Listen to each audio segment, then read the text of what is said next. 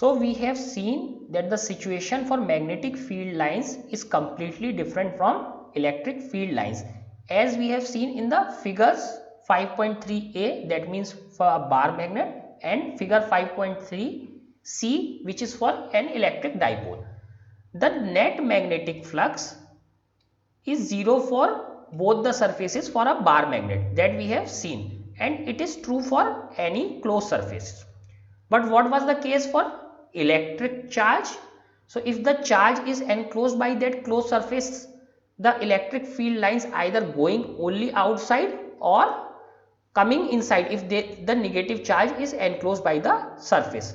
But it is not true for the magnetic case, magnetic field lines. Why? Because magnetic monopoles, that means only north and only south cannot exist separately. If there is a north pole, there must be a south pole as well. So in magnetism we don't have any monopoles. Now let us see this diagram. So consider a small vector area element delta S. So we have this very small vector area element which is delta S of a closed surface. So this total surface is the closed surface. This surface is S, surface area is S, and this is a small vector area element. Now the magnetic flux through this delta S, so this is written wrongly, this is delta. This is delta S is defined as, so what is the magnetic flux from this small area? So small magnetic flux is B dot delta S.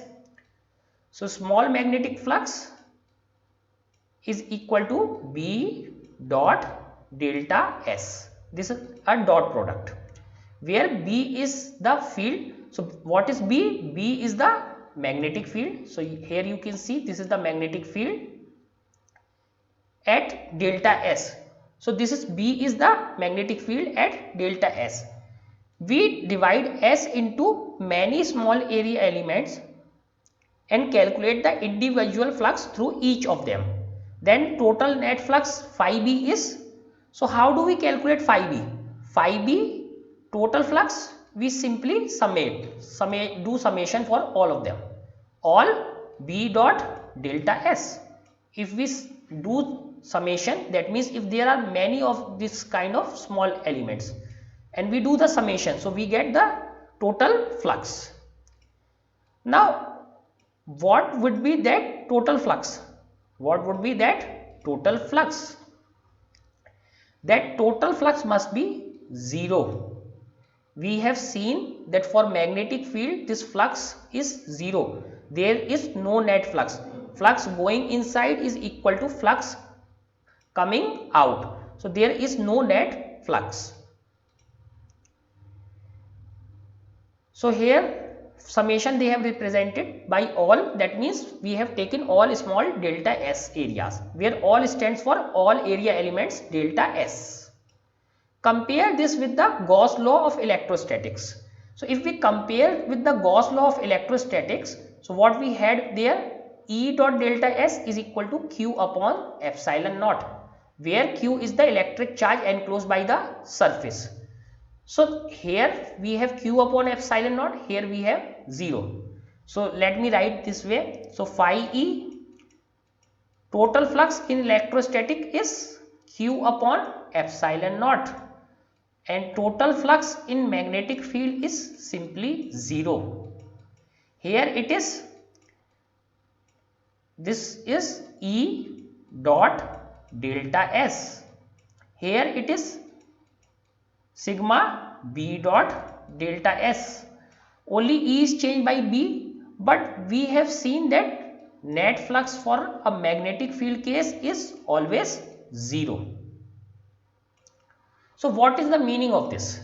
The difference between the Gauss law for magnetism and that for electrostatics is a reflection of the fact that isolated magnetic poles, also called monopoles, are not known to exist.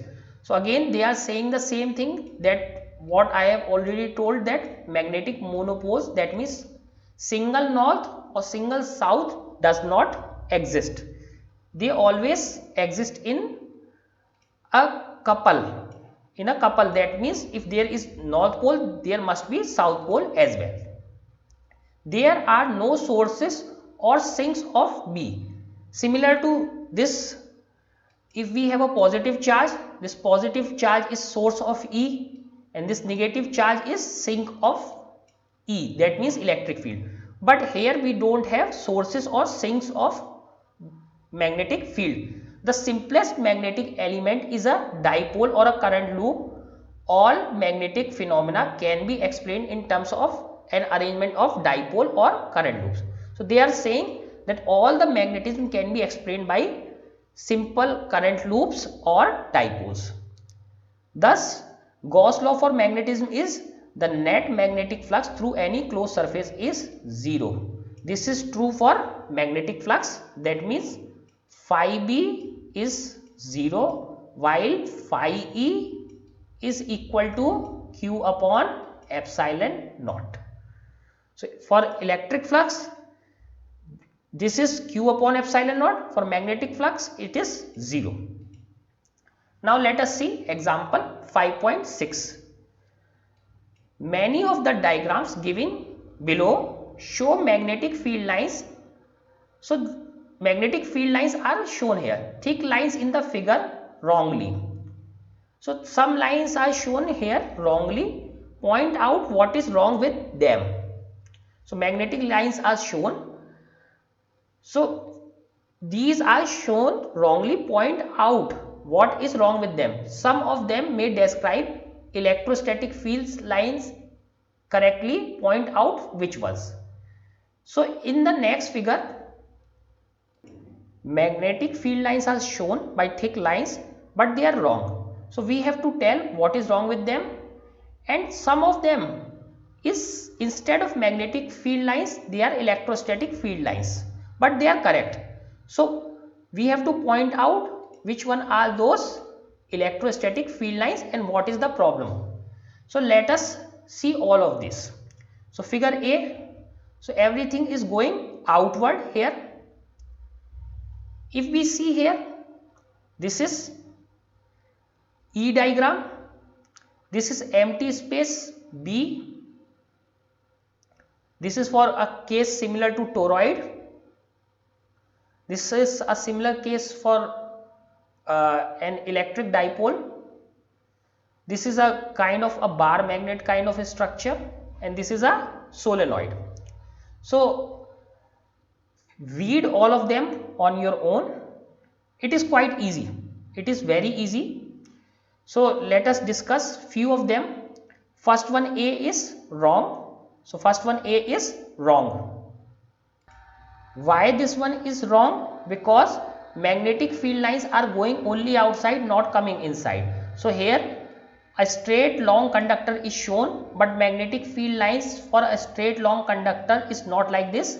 They are like a circular rings or a cylinder kind of structure. These are electric field lines for a positive conductor, but not the magnetic field lines. Now, let us see what is for the case B. So, here we can see that magnetic field lines are crossing each other, which is not true. So, this one is wrong, this one is also wrong, because magnetic field lines cannot cross each other. So, that is also true. Now, let us go to figure 3, which is C.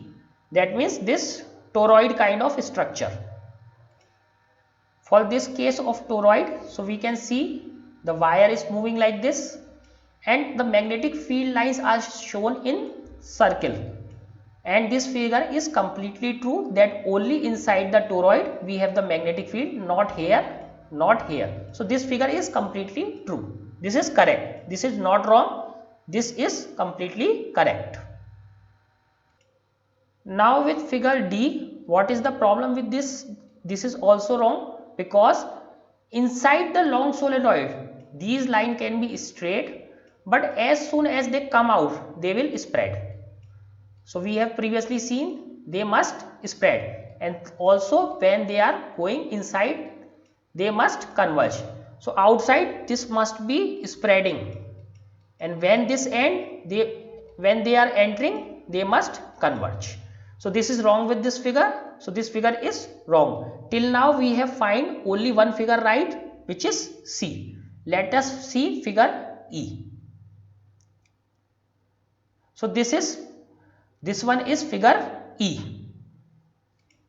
Here a bar magnet is there and magnetic field lines are shown for a bar magnet.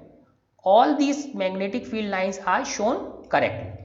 So for figure C and figure E, magnetic field lines are shown correctly. Now let us see this figure F. What is the problem with this figure F? This figure F is also not correct. Why? Because here you can see field lines only coming out of this picture from this part, and field lines are only going inside this plate.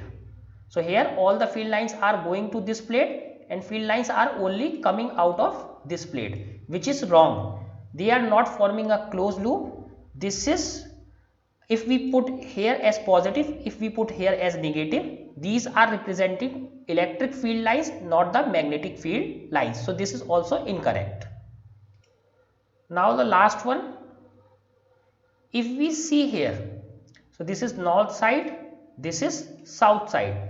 So magnetic field lines here are shown by straight lines, but as we have seen in case of solenoid, the magnetic field lines at the ends will diverge. At the ends it will diverge. In the middle parts it can be straight, but at the end points it will diverge.